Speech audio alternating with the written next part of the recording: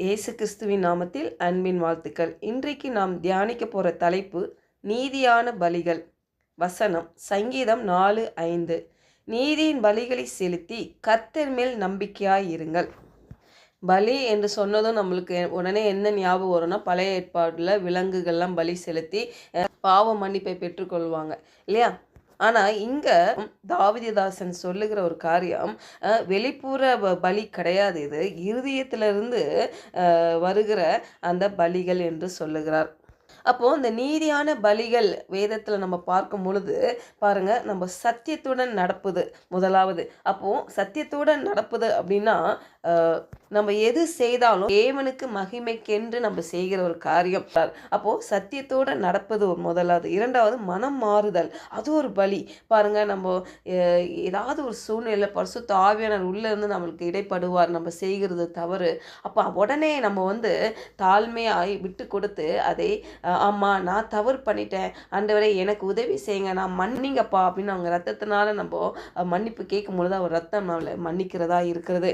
அப்போ சங்கீதம் 51:17 தேவனை கேட்கும் பலிகள் நொறுங்குண்ட ஆவிதான், தேவனே நொறுங்குண்டதும் நறுங்குண்டதுமான இருதயத்தை நீர் புறக்கணியீர்.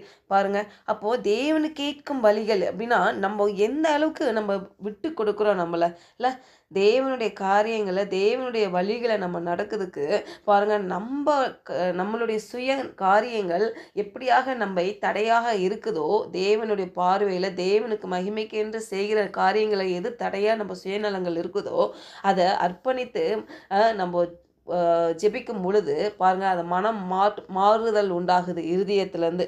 அந்த இருதய மனம் மாறும் பொழுது பாருங்கள், நொறுங்குண்டதும் நறுங்குண்டதுமான இருதயத்தை அவர் புறக்கணியார் என்று நம்ம பார்க்கிறோம். அடுத்தது மூன்றாவது பார்த்திங்கன்னா ஒரு கீழ்ப்படுகிறது. அப்போது கீழ்ப்படுகிறது ஒரு பலியாக தான் நம்ம பார்க்க முடியும். ஏன்னா தேவனுக்கு சத்தத்தை நம்ம கீழ்ப்படியும் பொழுது, தேவன் சத்தத்துக்கு நம்ம செவி சாய்க்கும் பொழுது பாருங்கள், நம்மளுடைய விருப்பத்தையும் நம்மளுடைய பிடிவாதத்தையும் அதை விட்டு விலகி பாருங்கள், நம்மளுடைய சுய காரியங்களை நம்ம விட்டு விலகுகளாக இருப்போம். 1 சாமுவேல் 15:22. அதற்கு சாமுவேல், கர்த்தருடைய சத்தத்துக்கு கீழ்ப்படுகிறதை பார்க்கிலும் சர்வாக தகனங்களும் பலிகளும் கர்த்தருக்கு பிரியமாய் இருக்குமோ, பலியை பார்க்கிலும் கீழ்ப்படிதலும் ஆட்டுக்கடாக்களின் நீனத்தை பார்க்கிலும் செவி கொடுத்தலும் உத்தமம். அப்போ இங்க என்ன சொல்ல வர்றாருன்னா, தேவனுடைய வார்த்தையை கீழ்ப்படுகிறதே பலியிடுகிறதே விட மேலானது என்று பார்க்கிறோம்.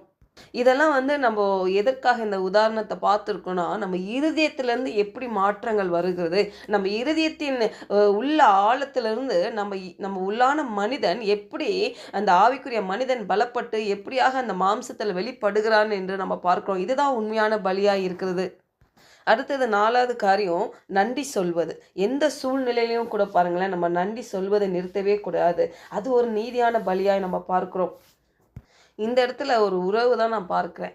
நம்ம அப்பா எது செய்தாலும் நன்மைக்கு எதுவாய் செய்வார். ஏன்னா அவர் பாருங்கள், யோசேப்பு பாருங்கள், தன்னுடைய சகோதரெல்லாம் அவங்களுக்கு தீமை செய்தாலும் அந்த தீமையை தேவன் நன்மையாய் மாற்றினார்.